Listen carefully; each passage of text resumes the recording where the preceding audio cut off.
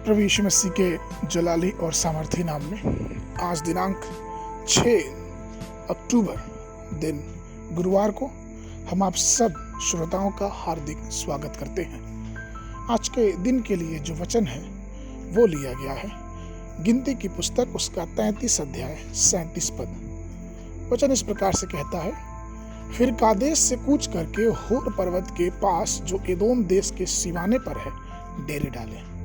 प्रभु में प्रिय लोगों, गिनती की पुस्तक में हम अध्याय 33 में इसराइल की मिस्र से यात्रा की समीक्षा पढ़ते हैं और हम पढ़ते हैं कि उस यात्रा के दौरान इसराइलियों ने 42 अलग अलग स्थान पर डेरे डाले। वे अद्भुत रूप से बादल के खंभों और आग के खंभों के द्वारा चलाए गए और होर पर्वत उनकी यात्रा में उनके शिविर स्थलों में से एक था। होर एसाव के वंशज एदोम देश की सीमा पे था। वह पर्वत समुद्र तल से लगभग 4800 फुट ऊंचा था और यहीं पर परमेश्वर ने हारून का न्याय दिया था। मुख्य लेवी हारून के जीवन में कई अच्छे गुण थे और उस गुण के साथ साथ कई बुरे गुण भी थे। उसके कुछ काम यहोवा की दृष्टि में प्रसन्न योग्य थे, परंतु कुछ काम जो परमेश्वर की दृष्टि में बहुत बुरे थे। जबकि यहोवा सहन करता गया, लेकिन कुछ बातें वो सहन नहीं कर पाया।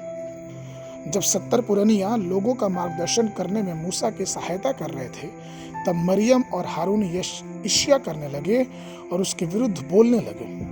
वे मूसा के विषय में उस कुशी स्त्री के कारण कुड़कुड़ाने लगे जिसने उससे ब्याह किया था। इसलिए यहोवा का क्रोध उन पर भड़क उठा और तुरंत मरियम को दंड दिया और वो कोढ़ी हो गई, परंतु हारून को तुरंत दंड नहीं दिया गया। फिर मूसा ने पहाड़ से उतरने में देर की और हारून ने एक सोने का बछड़ा बनाकर इसराइलियों को दे दिया और ये कहा कि ये लो, यही है जो तुम्हें मिस्र से निकाल ले आया है। इस प्रकार से हारून ने इसराइलियों को मूर्ति पूजा की ओर आकर्षित किया, या फिर यूं कहें इसराइलियों को मूर्ति पूजा के लिए बढ़ावा दिया। उस बड़ी भूल के बाद हारून को तत्काल कोई दंड नहीं मिला, लेकिन बाद में यहोवा ने मूसा से कहा कि लाठी को ले लो और तेरे भाई हारून मंडली को इकट्ठा करे और उन सबके सामने तू चट्टान से बातें कर देना और कह देना तो वो जल दे देगा। लेकिन ऐसा नहीं हुआ और उन्होंने उस बात को अशब्द तरीके से बोला कि क्या तुम्हारे लिए इस चट्टान में से जल आएगा? और तब यहोवा का न्याय तुरंत आ गया। यहोवा ने मूसा और हारून से कहा, इसलिए कि तुमने इसराइलियों के सामने मेरी प्रतीति न की, इसलिए इस मंडली को उस देश में से जो मैं उन्हें दिया हूं तुम नहीं जा पाओगे।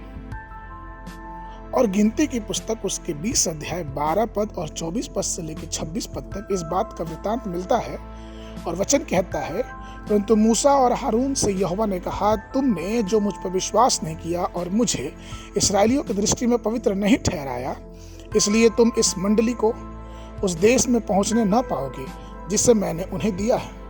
हारून अपने लोगों में जा मिलेगा, क्योंकि तुम दोनों ने जो मरीबा नाम सोते पर मेरा कहना छोड़कर मुझसे बलवा किया, इस कारण वह उस देश में जाने न पाएगा। इसलिए मैंने इसराइलियों को दिया है। सो तू हारून और उसके पुत्र एलियाजर को होर पहाड़ पर ले चल और हारून के वस्त्र उतार कर उसे पुत्र एलियाजर को पहना, तब हारून वहीं मरकर अपने लोगों में जा मिलेगा।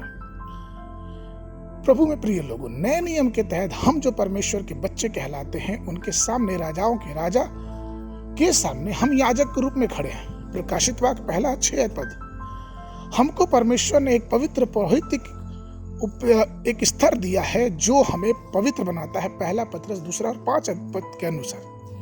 इसलिए हमें अपनी लेवी पवित्रता में हमेशा ही पवित्र और पवित्रताई में आगे बढ़ते रहना है, क्योंकि इस पवित्रताई का जो न्याय है वो परमेश्वर जरूर करेगा। जब परमेश्वर हमें आशीष देता है तो वो चाहता भी है कि हम पवित्रता की तरफ आगे बढ़ते जाएं। इसलिए आइए, अगर परमेश्वर हमें छोड़ रहा है तो हम इस बात को समझे कि वो दयालु है, लेकिन हर पाप का बदला, हर पाप का न्याय परमेश्वर जरूर करेगा। इसलिए आइए हम ये भी ध्यान रखें कि जितना परमेश्वर अनुग्रहकारी है, वही परमेश्वर भस्म करने वाली आग भी है।